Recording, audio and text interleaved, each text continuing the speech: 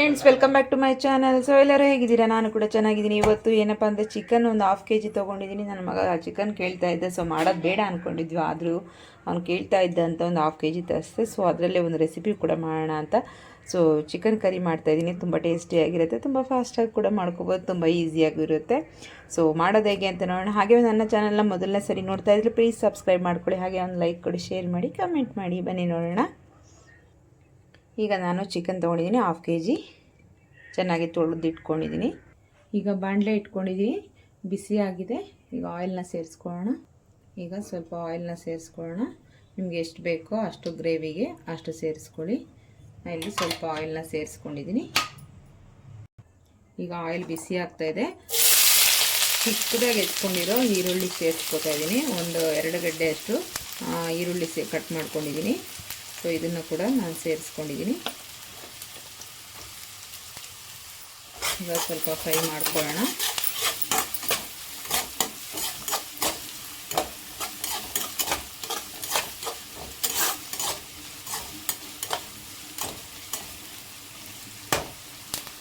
ನೋಡಿ, ಸ್ವಲ್ಪ ಫ್ರೈ ಆಗಿದೆ. ಈಗ ನಾನು ಕಾಶ್ಮೀರಿ ಚಿಲ್ಲಿ ಪೌಡರ್ನ ಒಂದು 2 ಟೇಬಲ್ ಸ್ಪೂನ್, ಸ್ಮಾಲ್ ಸ್ಪೂನಲ್ಲಿ ಒಂದು 3 ಟೇಬಲ್ ಸ್ಪೂನ್ ಅಷ್ಟು ಹಾಕ್ಕೊಂಡಿದ್ದೀನಿ ಅಷ್ಟೇ. ಇದು ಆಯಿಲಲ್ಲಿ ಸ್ವಲ್ಪ ಫ್ರೈ ಆಗಲಿ. ಹಾಗೆ ಇದಕ್ಕೆ ಸ್ವಲ್ಪ ಟರ್ಮರಿಕ್ ಪೌಡ್ರನ್ನ ಸೇರಿಸೋಣ.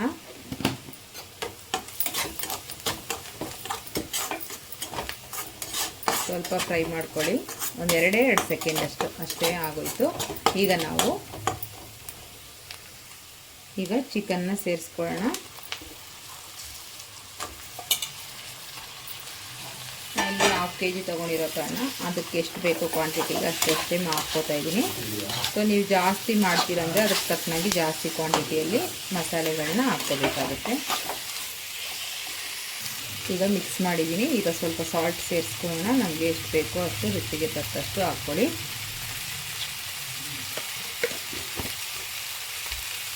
ಹಾಗೆ ಇದಕ್ಕೆ ಸ್ವಲ್ಪ ನೀರನ್ನು ಹಾಕ್ಕೊಂಡು ಚಿಕನ್ ಫಸ್ಟ್ ಬೇಯಿಸ್ಕೊಳ್ತಾ ಇರೋಣ.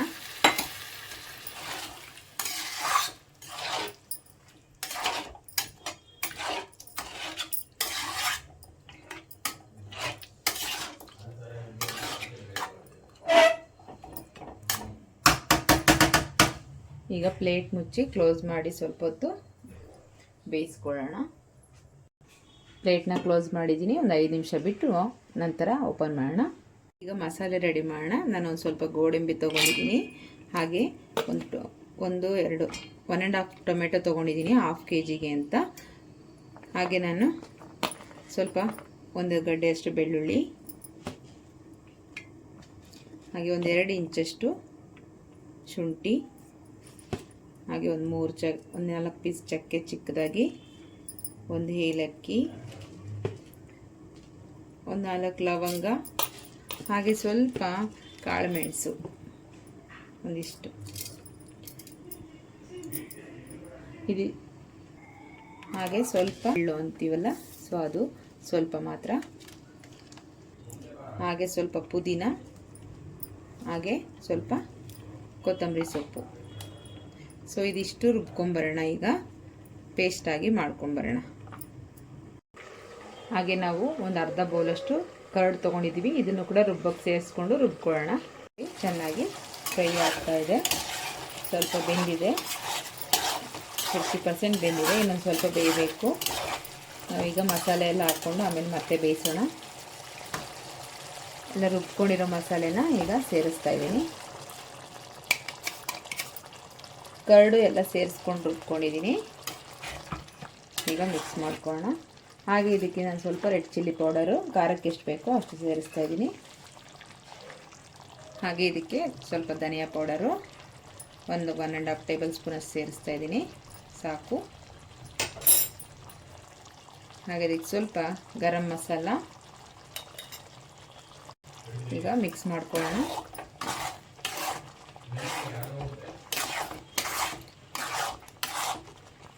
ಚಿಕನ್ ಒಂದು ಸ್ವಲ್ಪ ಬೆಂದ ಮೇಲೆ ಮಸಾಲೆ ಎಲ್ಲ ಹಾಕ್ಕೊಂಡ್ರೆ ಚೆನ್ನಾಗಿರುತ್ತೆ.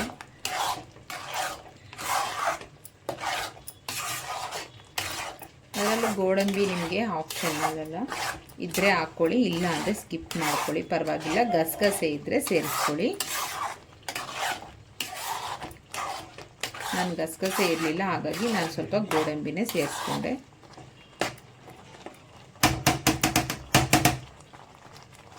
ಹಾಗೆ ಮಿಕ್ಸಿ ತೊಳೆದಿದ್ದ ನೀರು ಕೂಡ ಸೇರಿಸ್ಕೊಳ್ಳೋಣ.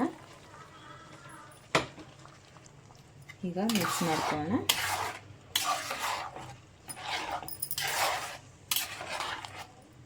ಕರಡು ಹಾಕೋದ್ರಿಂದ ನಾವು ಸ್ವಲ್ಪ ಚಿಕನ್ ಗ್ರೇವಿಗಳಿಗೆ, ಚಿಕನ್ ಬಿರಿಯಾನಿ, ಚಿಕನ್ಗೆಲ್ಲ ಸ್ವಲ್ಪ ಗ್ರೇವಿ ಐಟಮ್ಮು, ಕರಿ ಈ ಥರ ಏನಕ್ಕೆ ಆಗಲಿ ಸ್ವಲ್ಪ ಕರಡನ್ನು ಬಳಸೋದ್ರಿಂದ ಚಿಕನ್ ಸ್ವಲ್ಪ ಹೀಟ್ ಜಾಸ್ತಿ. ಕಾರಣದಿಂದ ನಾವು ಸ್ವಲ್ಪ ಕರ್ಡನ್ನು ಸೇರಿಸ್ಕೊಂಡ್ರೆ ಅದು ಹೀಟು ಬ್ಯಾಲೆನ್ಸ್ ಮಾಡುತ್ತೆ.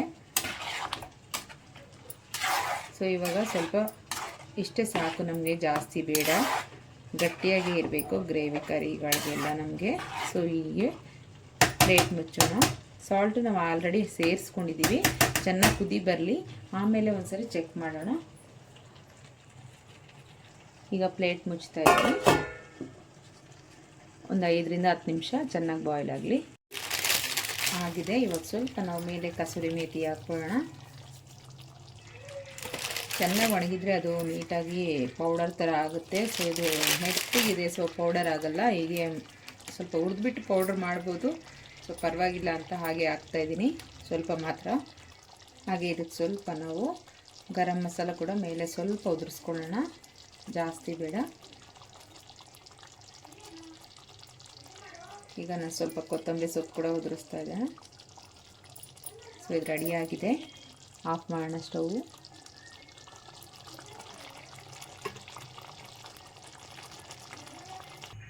ನೋಡಿ, ಚಿಕನ್ ಕರಿ ರೆಡಿ ಆಯಿತು. ಸರ್ವ್ ಮಾಡ್ಕೊಂಡಿದ್ದೀನಿ ಪ್ಲೇಟ್ಗೆ, ಹೇಗಿದೆ ಅಂತ. ಸೊ ತುಂಬ ಟೇಸ್ಟಿಯಾಗಿರುತ್ತೆ. ಚಪಾತಿಗೆ, ಮುದ್ದೆಗೆ, ಪೂರಿಗೆ ಸಹ ಎಲ್ಲದಕ್ಕೂ ಕಾಂಬಿನೇಷನ್ ತುಂಬ ಚೆನ್ನಾಗಿರುತ್ತೆ. ಟೇಸ್ಟ್ ಕೂಡ ತುಂಬ ಚೆನ್ನಾಗಿದೆ. ನಾವು ಗೋಡಂಬಿ, ಈ ವೈಟ್ ಎಳ್ಳು ಅದೆಲ್ಲ ಹಾಕಿರ್ತೀವಲ್ಲ, ತುಂಬ ಟೇಸ್ಟ್ ಬರುತ್ತೆ ಕರಡೆಲ್ಲ ಹಾಕಿರೋದ್ರಿಂದ. ಸೊ ನೀವು ಮಿಸ್ ಮಾಡದೆ ಟ್ರೈ ಮಾಡಿ, ಈ ರೀತಿ ತುಂಬ ಚೆನ್ನಾಗಿರುತ್ತೆ. ಒಂದ್ಸರಿ ಟ್ರೈ ಮಾಡಿ ನೋಡಿ ನೀವು, ಡೆಫಿನೆಟ್ಲಿ ತುಂಬ ಅದ್ಭುತವಾಗಿರುತ್ತೆ taste.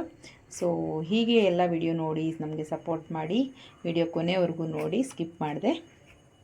Thank you for watching. ಮತ್ತೆ ಸಿಗೋಣ ನೆಕ್ಸ್ಟ್ ವಿಡಿಯೋದಲ್ಲಿ. ಅಲ್ಲಿವರೆಗೂ ಟೇಕ್ ಕೇರ್, ಬಾಯ್ ಬಾಯ್.